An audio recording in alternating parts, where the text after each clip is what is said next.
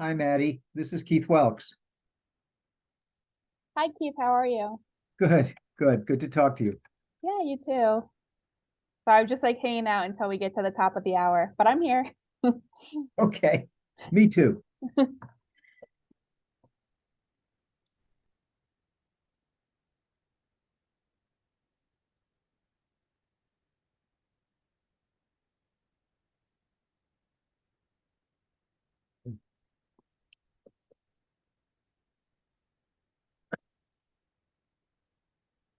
And there's my recruiter, Lauren. Hi, Lauren. How are you?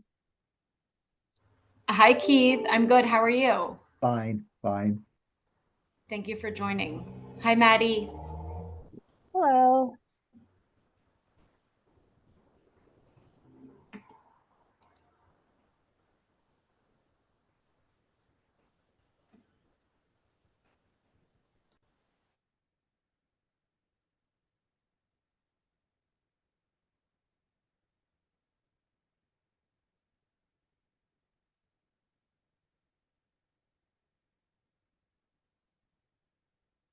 Lauren, long time.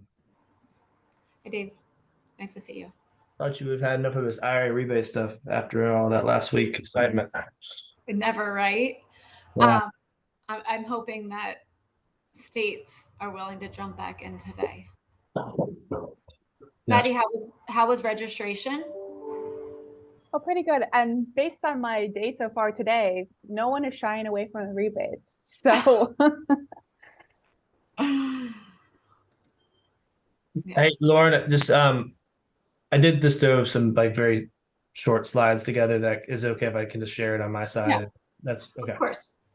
Yeah, Of course. they're not pretty limited, but could be helpful. Dave, do you have the share screen option or do I need to make you a co-host? Um, I have the share screen option. I will. Perfect. Yeah, I do. And can I ask where you are right now, Dave? I'm in a room that has a solar panel with no windows. Okay. I So was like, with the furniture, it looks very much like a dorm room. So I'm like, it feels like a dorm room. Yeah, it feels like yeah, this is the like there's one people, that thing next to you could be a lofted bed. That's why I was asking. yeah, it's a It nice really does now that nice you say lofted cabinet. Oh, It's like a nice floating space. But I'll pass that on to my colleagues because I think we should spread a rumor. yeah. So, David, was your choice a solar panel or a window, and your virtue signaling by going with the solar panel? Yeah, I'm definitely not very I don't we have an interesting challenge here, which is we don't have enough seats and we have too many people, so we just kind of float around. Um, Understood. but yeah, it and you does won feel the prize?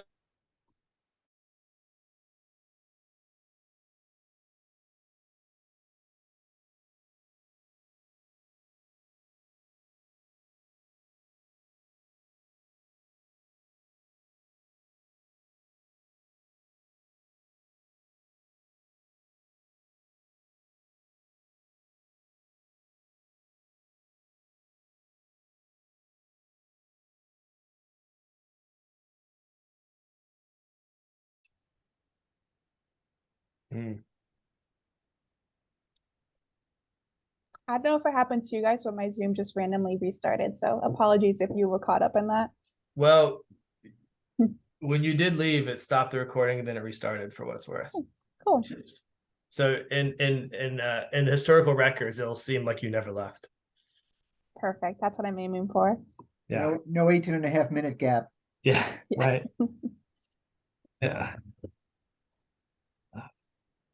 So my colleague Jasmine here will be running your slides, Lauren. So I just have like 30 seconds of intro remarks and then I'll hand it over to you.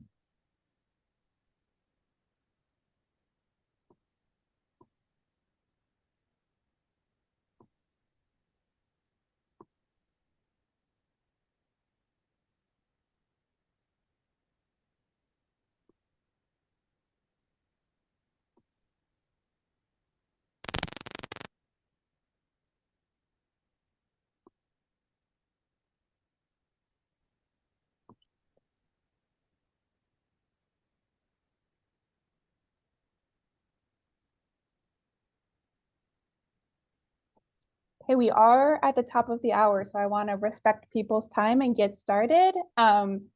Hopefully more people will join us, but if not, we are recording this meeting so that folks can review it, access it at a later date. And if it's okay with our presenters, I'll be sharing slides as well. And so just some brief opening remarks from me. First of all, in case we haven't met, my name is Maddie Collier. I work for NASEO. I'm the one working on all the rebates at NASEO. And thank you for coming to this iteration of our Energy Efficiency and Beneficial Electrification Task Force, where we discuss everything and anything to do with rebates, and really am thankful for your participation in all of these calls to date, because it really helps inform NASEO's thinking and what we communicate to DOE.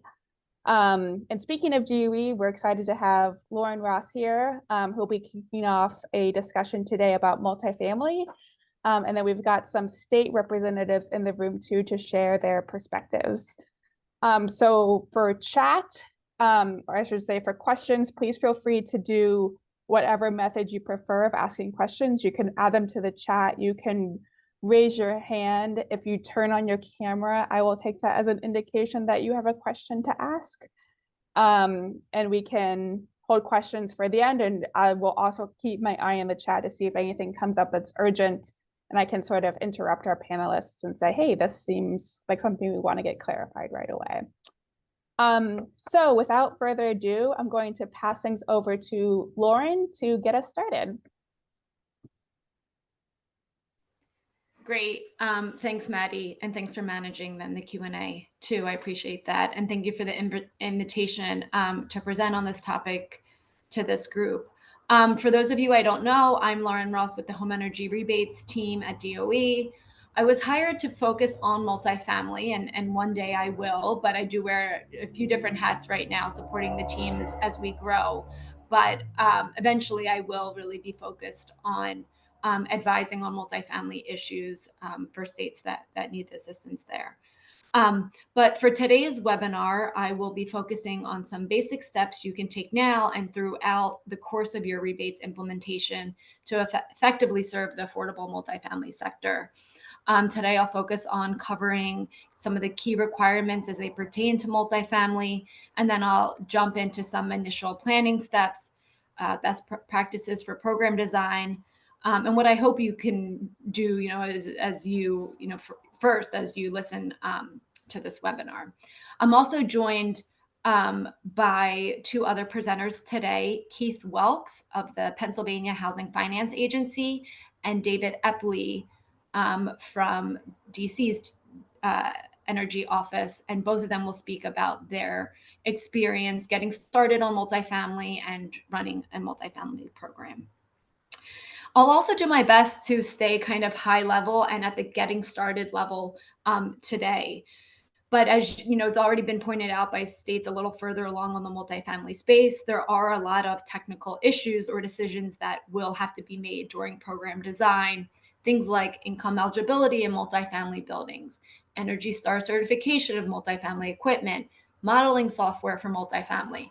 Haven't discussed this with Maddie yet, but I'm hoping some of that will be the topic of future webinars. So I really want to focus today on the theme of getting started as an effort not to overwhelm as you're thinking about multifamily. So next slide, please. So here, and you can actually jump to the next slide.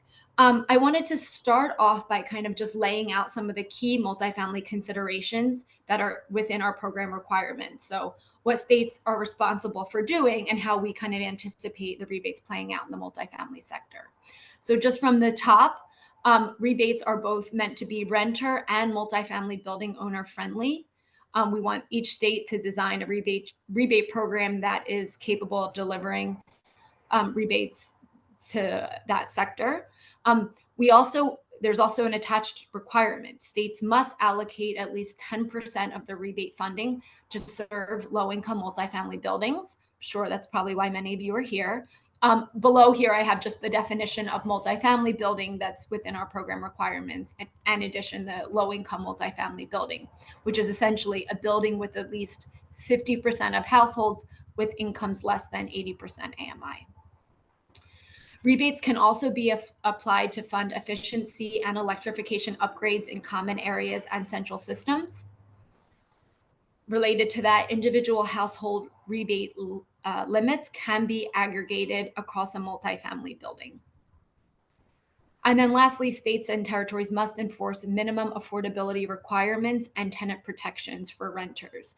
If you're familiar with how weatherization is carried out, it very much varies across states, but the requirements are similar to what you see happening in weatherization in many states.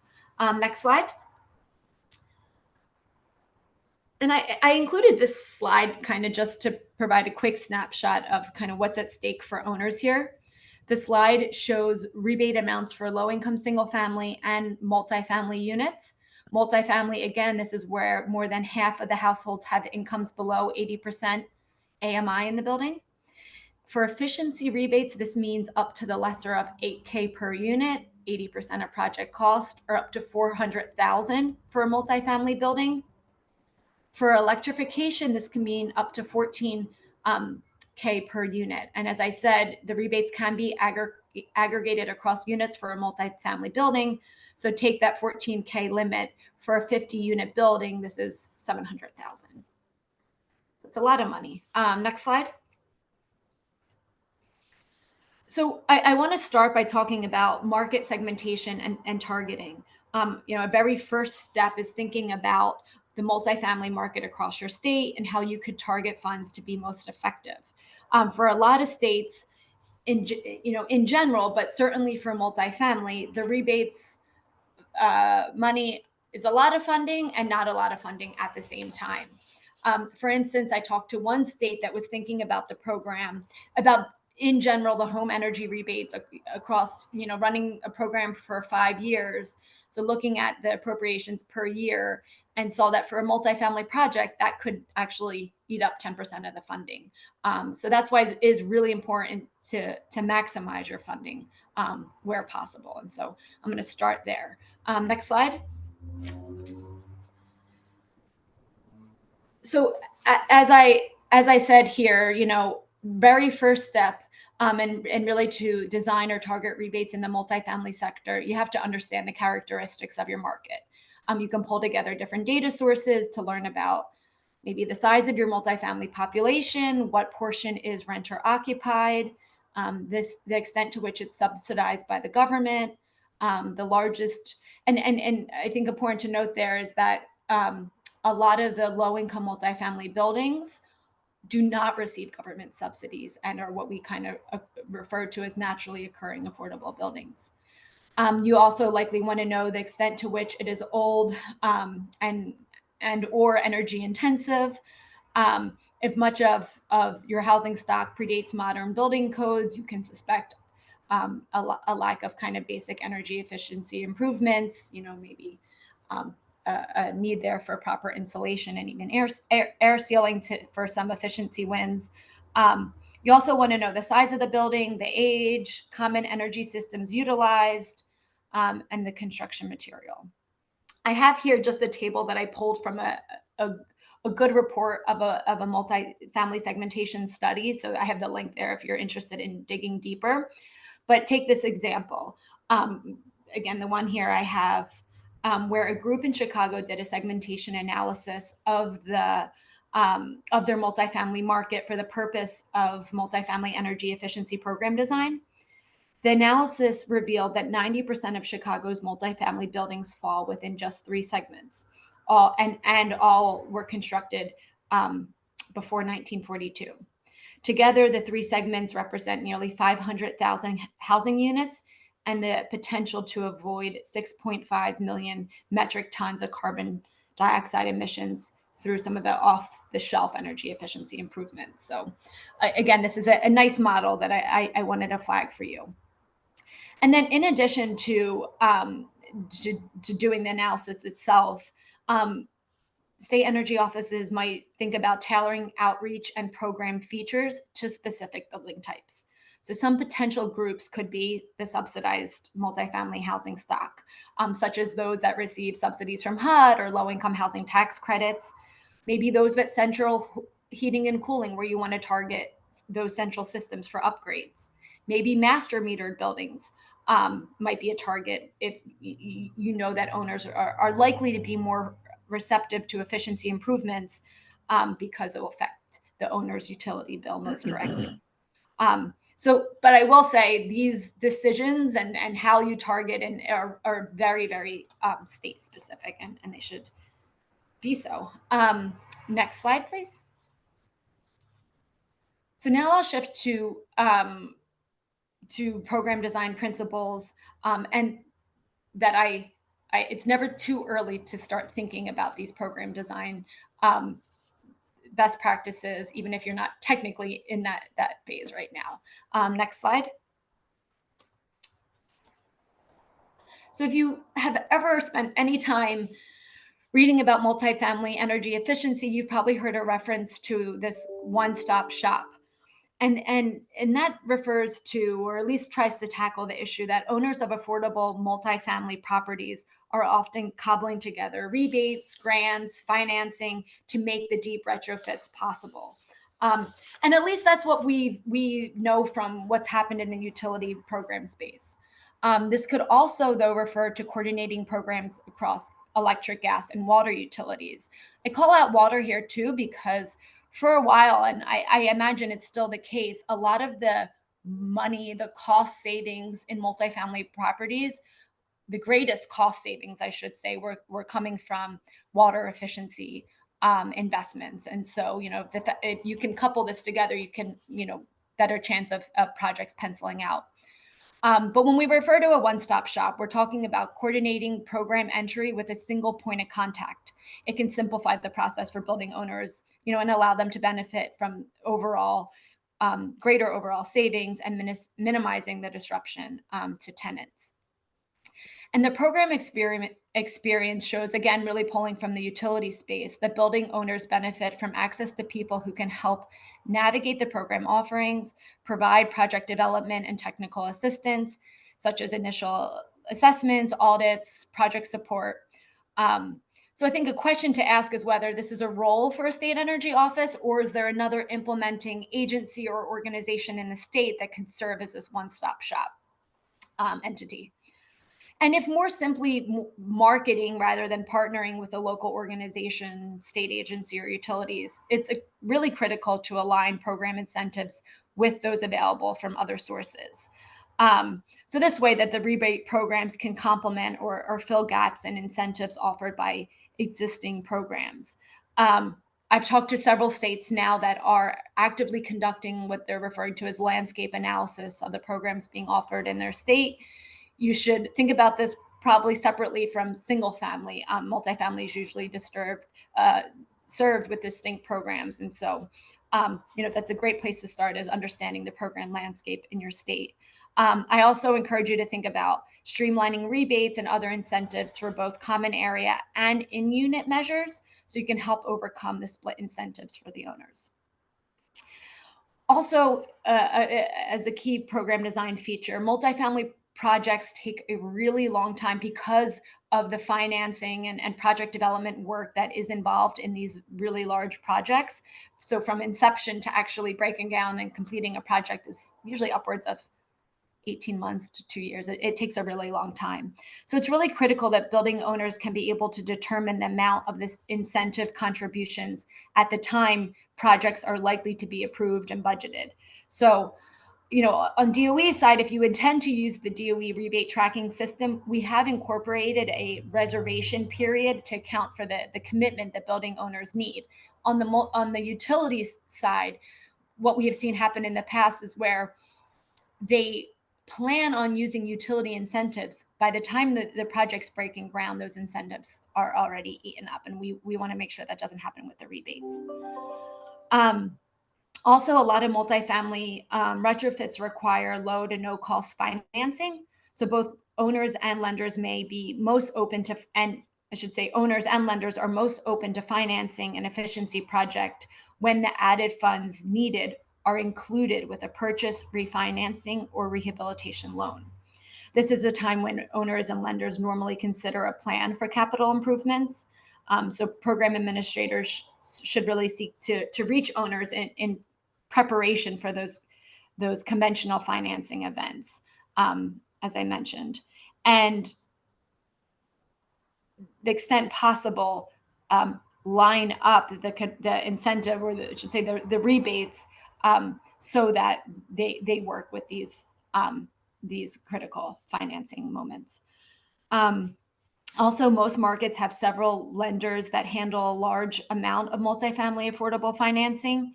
So be it the purchase, refinance, or rehabilitation loans, often including local community development financial institutions, CDFIs, that may offer even specialty products to align with some of these incentives.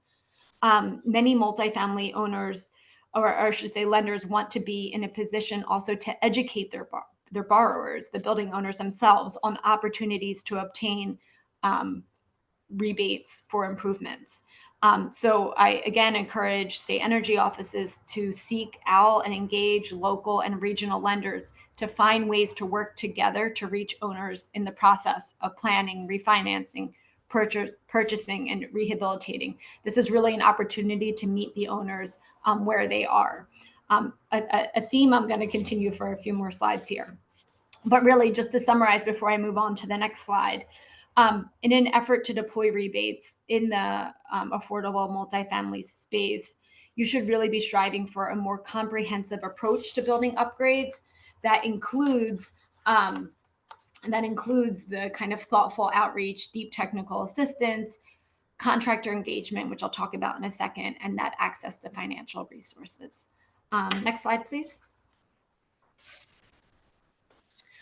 So here I wanted to focus a little bit more on that theme of meeting owners where they are. I start off here with a reference to the Field of Dreams. If you've heard me talk about this topic before, I often use this analogy, but I'm showing you here a Field of Dreams reference, but it doesn't really apply. It's actually the opposite here in this context. And that is, if you build it, they won't come. I mean that in a serious way, though. Even if you have the most ideal program, maybe it's even completely free, it still doesn't mean you'll have building owners lining up at your door.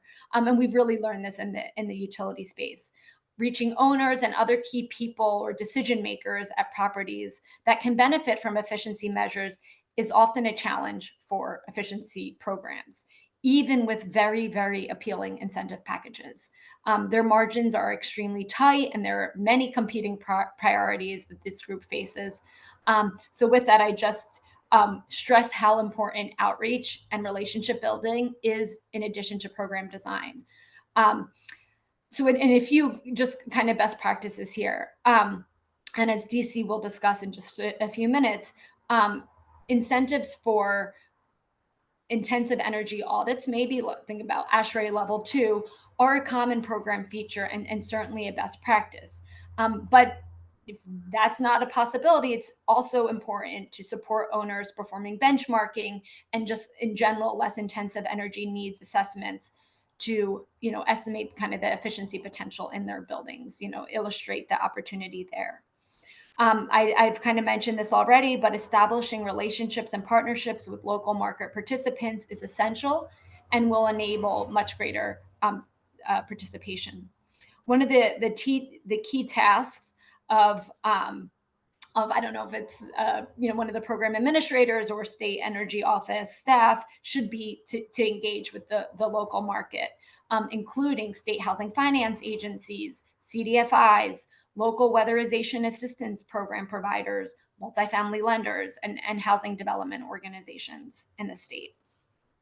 Also, a point I don't have here, but I do want to mention is that you should really keep tabs, monitor and evaluate your program outreach continuously. It's an important element of, tracking program success and, identifying if your outreach strategy is working or if you have to course correct. This is like I said, a challenging group to bring along. I would look to the housing organizations in your state or trade allies to leverage those established networks. The affordable housing sector is highly, highly organized. I have a picture of a wheel here that is very helpful for kind of thinking through the program development process. But whenever I'm talking about participation and building that kind of pipeline of projects, My advice is don't recreate a wheel. The affordable housing industry financing ecosystem, as I usually say, is very organized. Plug into it where you can, and help build those relationships. Okay, next slide, please. Next slide. So I'm going to end on this slide, and I have here next steps and immediate next steps. I feel like I hopefully planted a lot of seeds today that will help inform your program design and implementation through the course of your rebate planning. But in terms of, okay, you heard this webinar, what should you do next in the short term? There's a lot here. So I tried to just distill it into a few key pieces. So one, as I started today, conduct that market segmentation analysis and landscape analysis of existing multifamily programs and offerings. See, where your multifamily market is now and where you can plug in or where you can create progress where there isn't any. Build relationships. I urge you to maybe start with your housing finance agencies. They have a very prominent role in affordable housing throughout the state. And that's kind of the first point of contact for a lot of owners looking for financial resources. So is there a direct role for your housing finance agency in your rebate design and implementation? How can the rebates be integrated into the capital stacks of the low-income housing tax credit projects, which the HFAs have lined up? What do you need from an owner perspective? What's working in the state and what isn't? HFAs can give you that perspective. And Keith will talk about that in a little bit. Also, where possible, braid rebates with existing programs already serving the low-income multifamily sector. Take a look at what programs are offered. How could you maybe extend those programs with rebate funding? Have you already done some energy planning of the multifamily portfolio? Maybe you need to start with planning. And then lastly, a topic I didn't talk much about in these remarks, but it's probably worthy of a webinar in and of itself, is really building the in-state multifamily workforce. We've heard workforce constraints a lot, especially last week at NASEO. I will say that is often concentrated when it comes to multifamily. It's usually two distinct workforces that do kind of the energy efficiency and decarbonization work in single family versus multifamily. So one, seeing is there a workforce actively involved in multifamily whole home energy efficiency and electrification, and what resources are needed to strengthen and expand that workforce. If you feel good on the single family side, it doesn't necessarily and often doesn't mean it's going to carry over into the multifamily. So I urge you to start thinking about your multifamily workforce now as well. So I will stop there. That was a lot, and happy to answer any questions. Otherwise, I'll turn it over to Keith. Thanks. You did get a couple of questions, but they are more discussion based. So I say we keep on going with the presentations and then we'll tackle the questions at the end. So Keith, over to you. Great. Well, good afternoon, everyone. Thank you very much for inviting me, and thank Lauren and Maddie for giving me this time. Well, first of all, I will say that as is often the case with my presentations, I opt for not just low tech, but no tech. So I'm just going to talk. I can certainly provide some follow-up materials, but I don't have any slides. Now, I want to add after that, and sort of mindful of the, not wanting to be the George Santos in the room, that I need to clarify for folks that I'm actually not an employee of PHFA in Pennsylvania. I should explain and just take a minute to say that I was for many years a deputy treasurer with the Pennsylvania Treasury, and I served on the PHFA board. While at Treasury, I actually had a hand in developing a number of energy conservation financing programs that Treasury invested in, and made low-cost financing available to a variety of parts of the Pennsylvania economy in order to promote the kinds of energy conservation measures the IRA is also interested in facilitating. When I retired from Treasury and had to step off the PHFA board, they approached me, and this is early this year, and asked if I would take point as a consultant in working on finding out what the best spot for PHFA might be in the IRA implementation in Pennsylvania. And so I've been doing that now for 4, 5, 6 months, whatever it is. And I'm happy to share whatever insights I've gathered. But to be absolutely clear, even though I was honored to get a PHFA email domain and address, I'm not actually an employee. So with that clarification or self-deprecation out of the way, let me work through a couple of questions that Lauren suggested might guide this presentation. So first, and I'll say that I hope that much of what I say builds on a number of points and themes that Lauren has introduced. I'll talk a little bit more about the role of HFAs in states. And I'll start by saying that if there are 50 states plus the District of Columbia or some other jurisdictions, there are at least that many different varieties of HFAs. It's important to understand in advance that your HFA in whatever state or other jurisdiction that you hail from will probably be somewhat different from those in the neighboring states, different from state HFAs elsewhere. Every HFA has its own sort of unique array of programs that it has either been assigned by legislation or by sort of normal accretion and mission creep over time. But having said that, I think it's relatively safe for me to advance the notion that, the overarching theme or mission of every HFA is going to be something along the lines of the creation and preservation of affordable housing. And that means customarily for what are considered to be low and moderate income individuals and families. Now, LMI can mean different things in different places, but I think notionally we all understand what that means. So creating and or preserving affordable housing for LMI folks is what HFAs do. Now, in practice, and again, I think Lauren introduced this exactly right, this kind of activity generally will mean attention to both single family homeowner dwellings as well as rental units. And rental units are generally going to be in multifamily building settings. These multifamily buildings can certainly be 1 or 2 unit buildings. They can be towers with hundreds of units. They can be a mixture of those. They can be garden apartments kinds of settings. So there's a wide variety of the kinds of locations that are involved. But I do want to say, and this is important to give you a sense of the breadth, that the process of creating affordable housing has been understood to include not just the housing, but supporting mixed-use projects and other community projects that will basically advance the creation and survival of complete communities, so that affordable housing has the opportunity to provide enhanced quality of life in every sense of the word for residents. Let me just, sort of tick off a couple of kinds of programs that an HFA might include, and then I'll move to the next set of questions because I do want to be mindful of time here. HFAs can disperse low-income housing tax credits from the IRS. They can oversee and manage HUD Section 8 benefits and other kinds of benefits.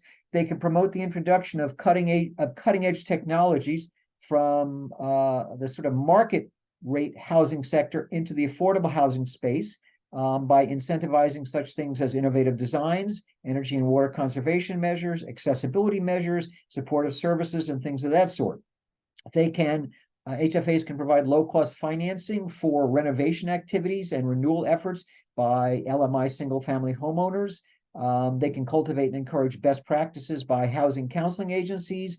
We can provide leadership and convene groups to address harmful practices in the housing space. For example, redlining still exists in certain forms in certain places, and HFAs can take the lead in addressing that.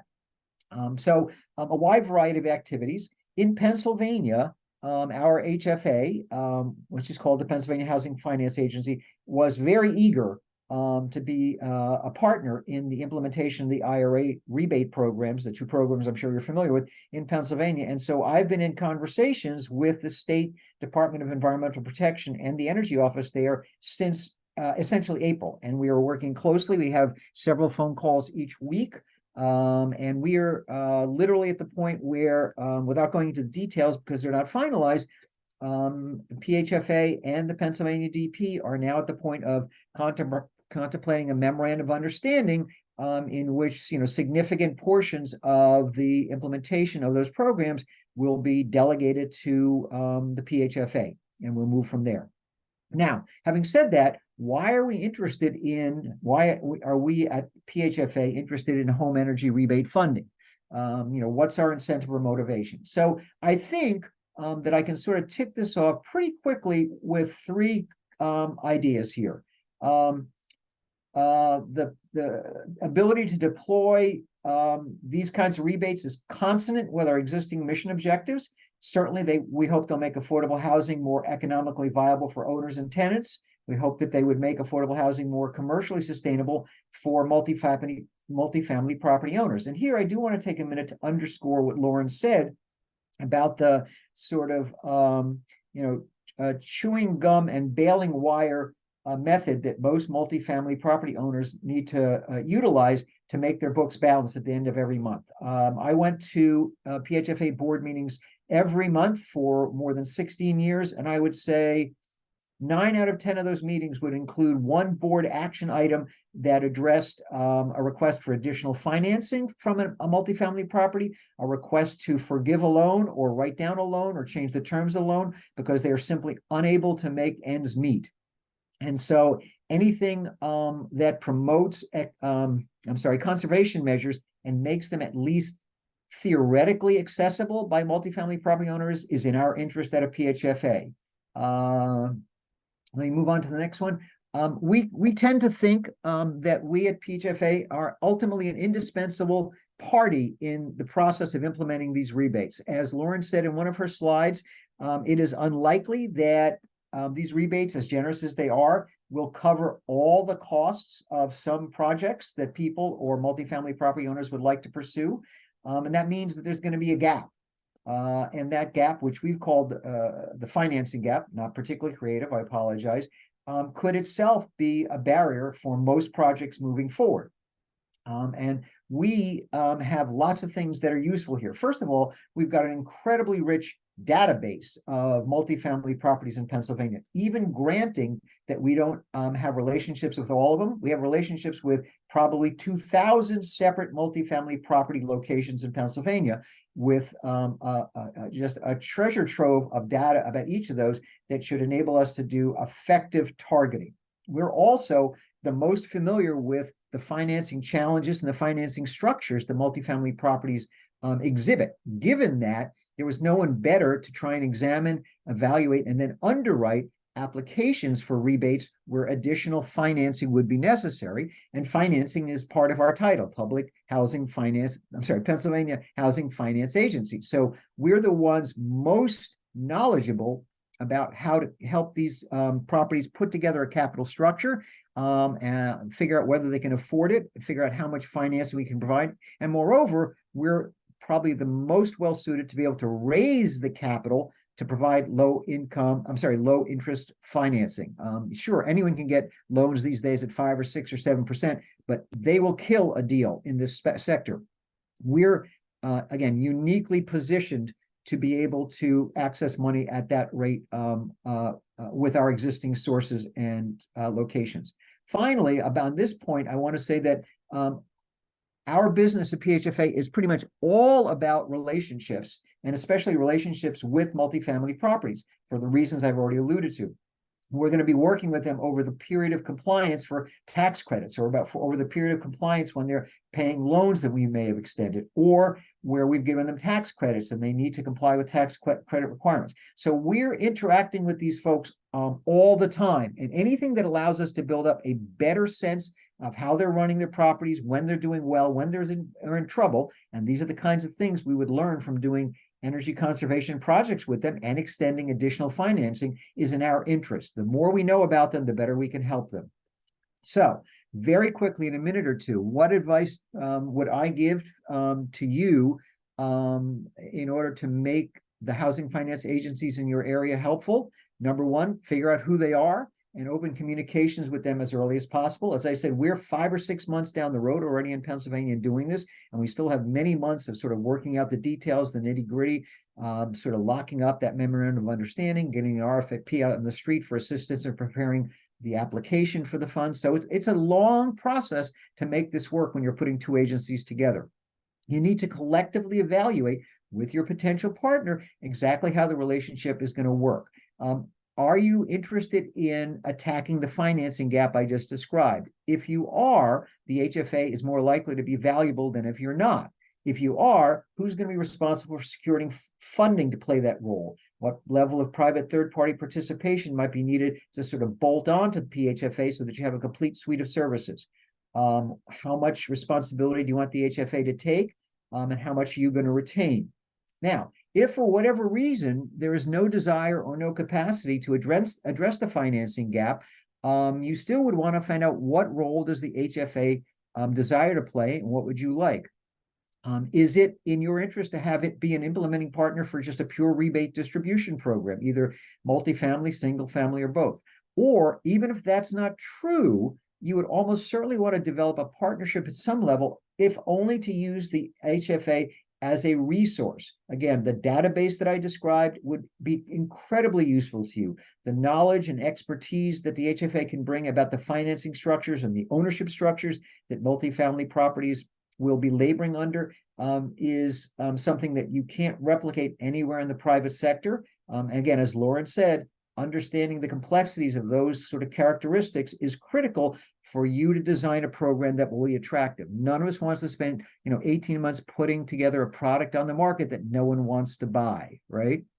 And so therefore, if you move forward with your HFA, the final thing I'll say, and then I'll return your time to you, is that if you're working with a PHFA, whenever it's feasible, include them in the development of your RFPs for selection of private third-party vendors, so you have the benefit of their expertise, and also so that any interactions that they're likely to have with a third-party vendor on your behalf are spotted in advance, and you make sure that the relationship and the dialogue with the third-party vendor includes the HFA early enough for that to be sort of meaningful and have the ability to influence how those relationships are ultimately described. So I think that's my 10 minutes, plus or minus 1 or 2. I apologize for running over. I will stop there. Lauren and Maddie, thank you. Thank you, Keith. That was wonderful. Now we'll move to David.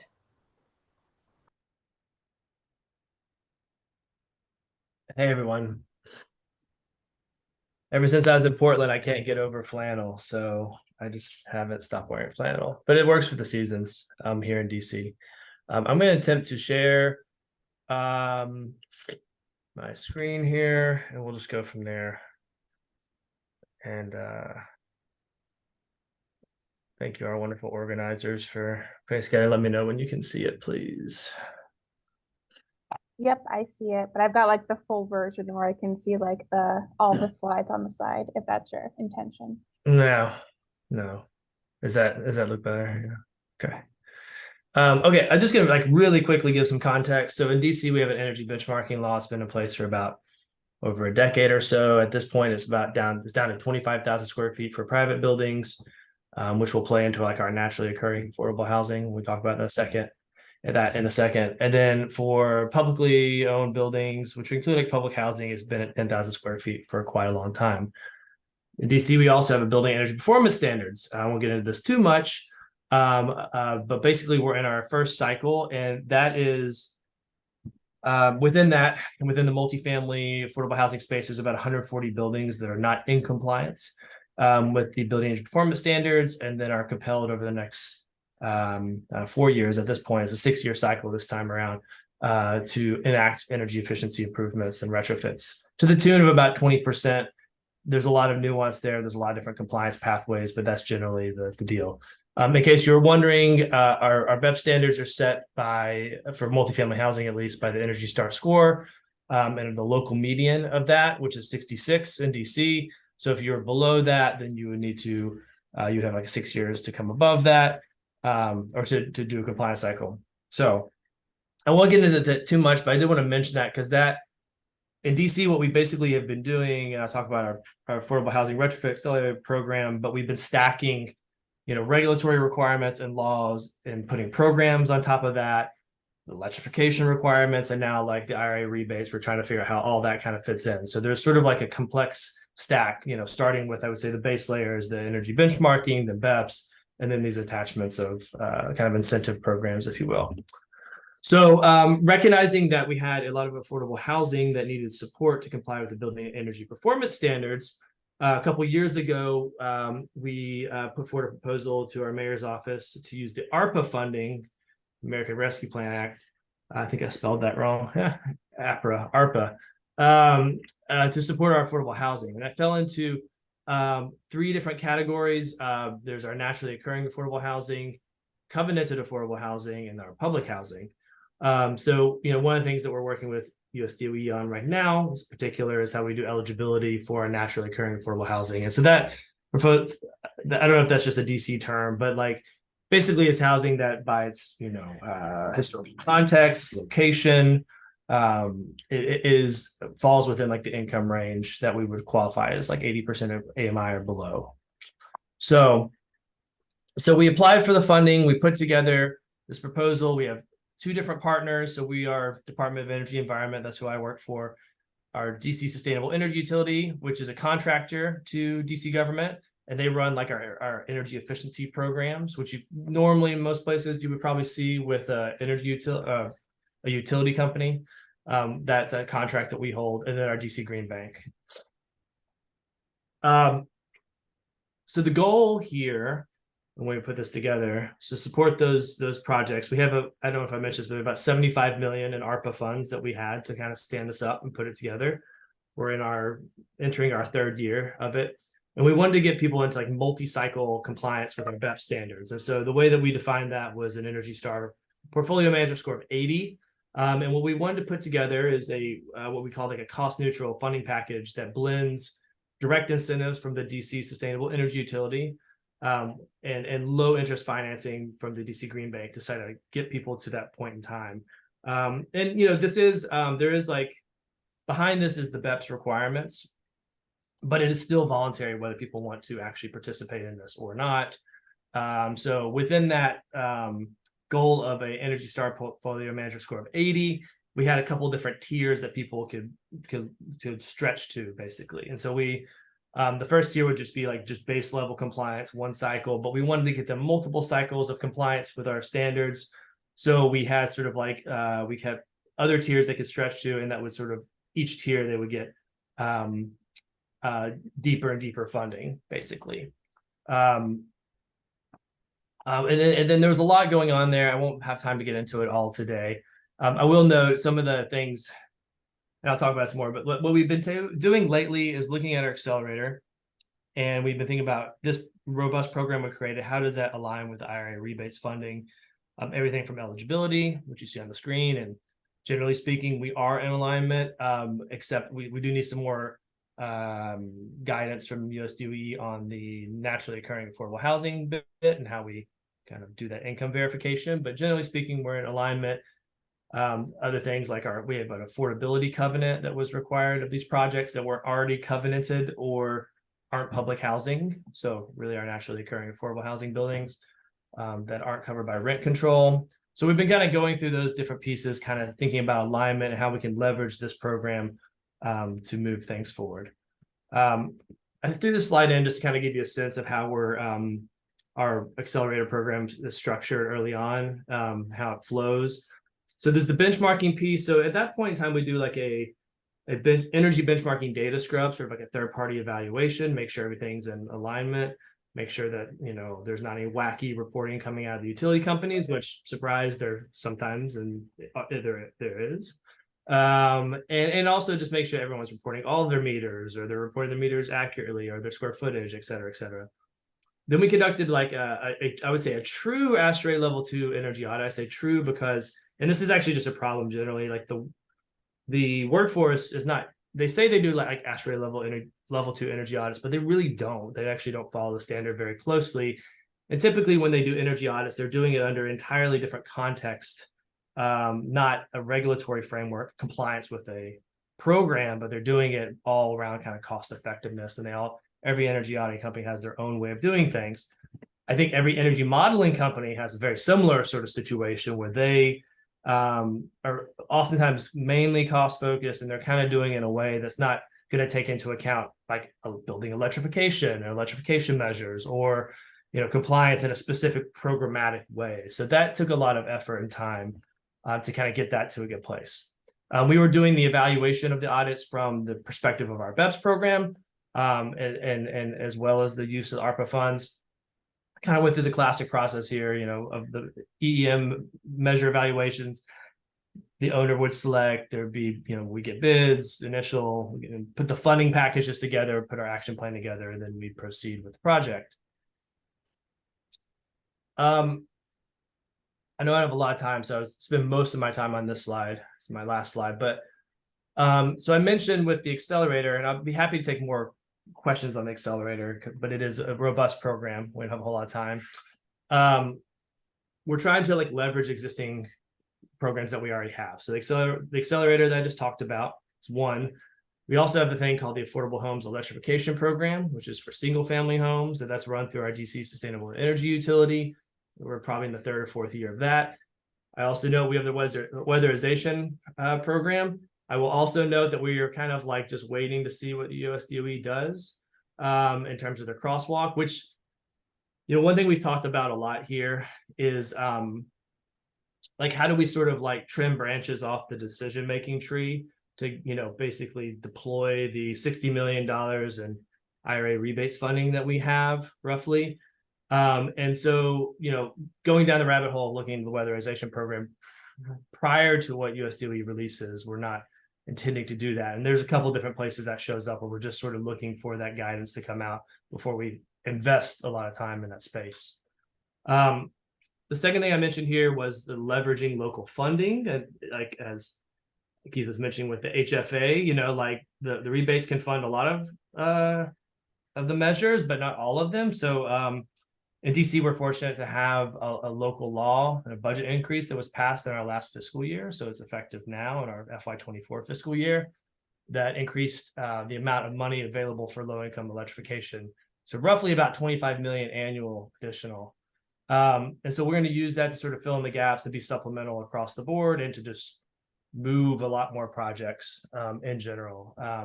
It's kind of, the model is a bit of at least on the kind of the political side, solar, instead of solar for all, it's kind of electrification for all.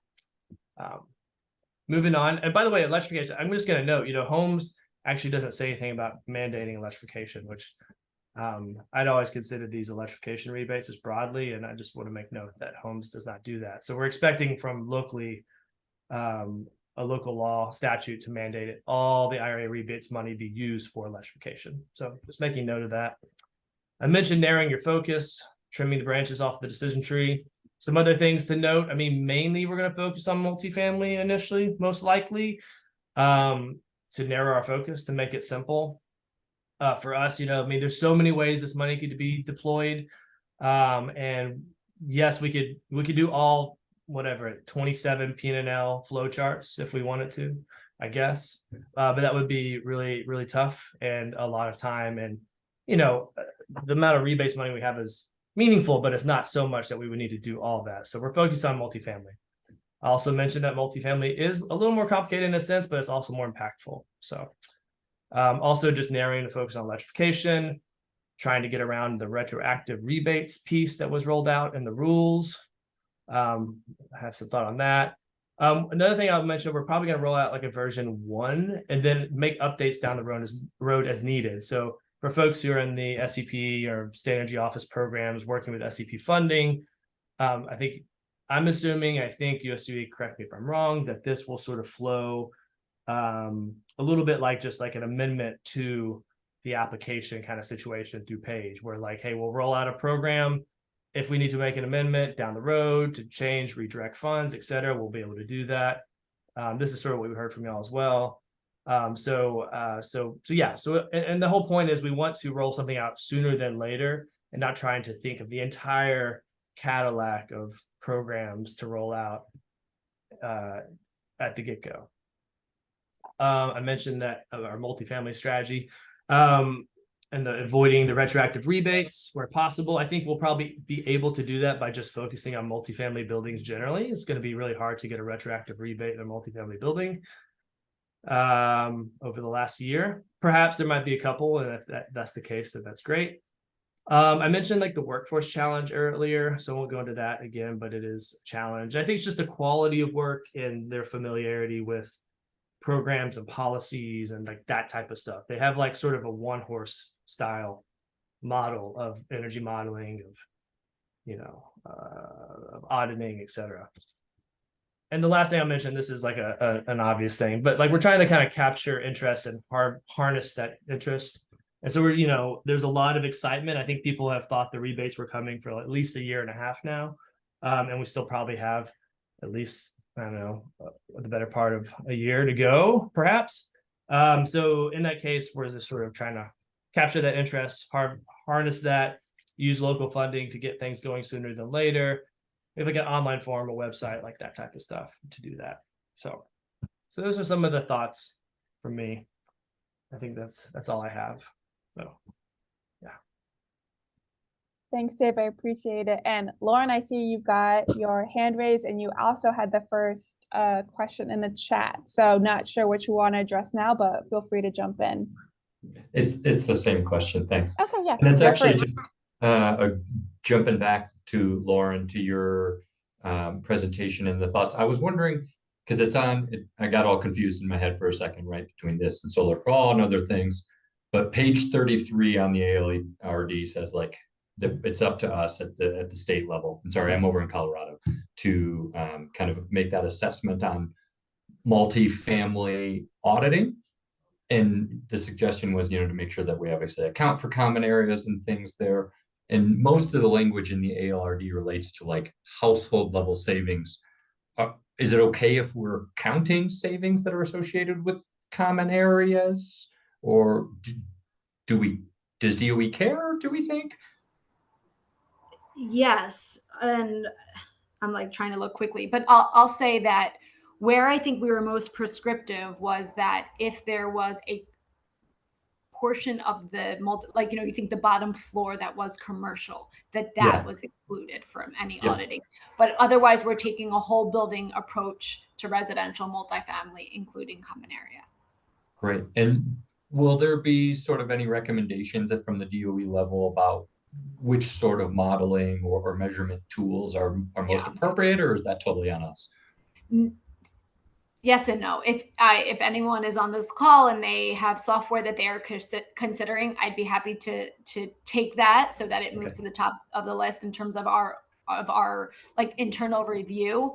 But otherwise, like that's kind of where we're going to start pivoting now, is to get out those. And specifically, I know it's an open question in the multifamily space. So we do plan to provide some proactive guidance sooner than later on that particular issue.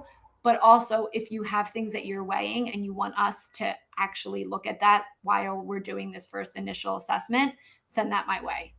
Great. Thanks so much. That was very helpful. Sure. And can I ask a follow-up, which is that for states that are able to send you their preferred modeling methods early, are you guys willing to publish like this one? We've checked this one and we know it's okay, so that other states can reference it. That is our plan. So Great. I don't know if I can speak for everyone. We have kind of a lot of needs at the moment, but that I think is a top priority for the team. So yes. Great. There was a question in the chat that looks like Lauren, you answered, but I just want to reiterate for the group who might not have their eyes on the chat.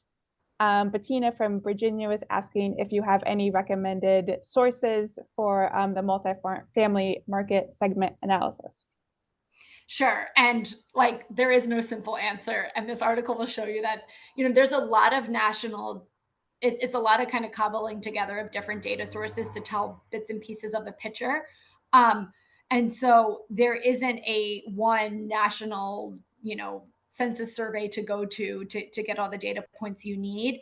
I really liked this article, though. It's been a while since I looked at it, and I spent some time with it this morning in terms of kind of, in my mind, laying out all the data sources that are available.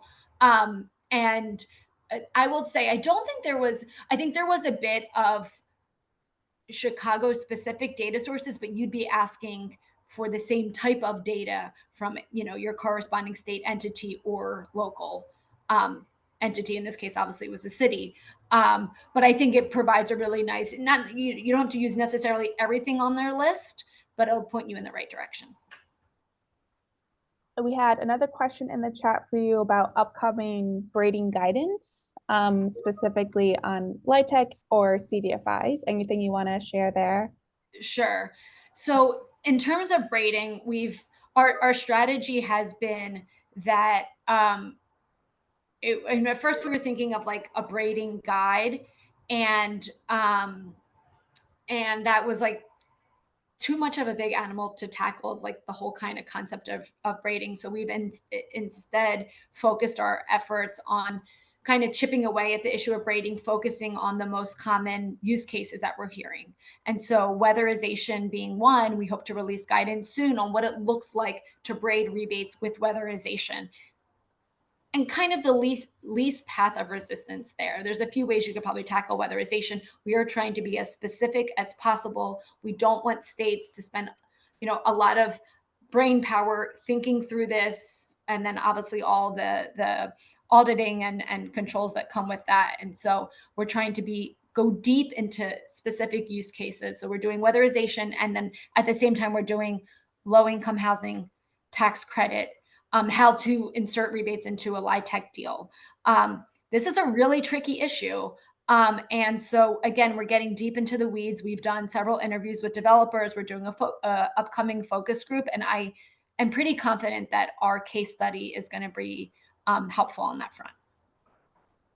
And if you need some reviewers, I can certainly point you to a few states that would be happy to review it. Great, thank you. I'll probably take you up on that. Yes. All right, we got a comment from the folks, from at least the organization that authored this study that you reference, offering to be a point of contact if anyone has any follow-up. But we are just about out of time. So final thoughts for Lauren or any of the presenters from the audience? The only thing that I want to add before we conclude is that NASEO is planning on having as many of these webinars as you guys are interested in attending, going over specific topics. And you might have noticed that this call in particular was open to not only state energy offices, but other federal agencies and industry partners as well. My goal with these types of meetings is like to try to get people on the same page when it comes to all of these different elements of the ALRD, so that we know what, as close as we can get to what DOE expectations are, so that everyone that's out there working on plans has the same understanding, same vocabulary of what's going on there.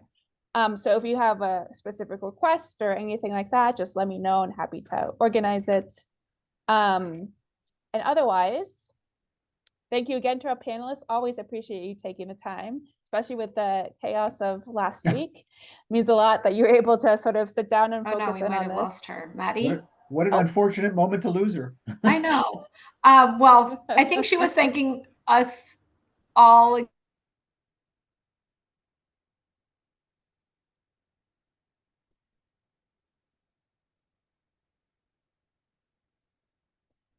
Bye-bye. Thanks, everyone. Bye.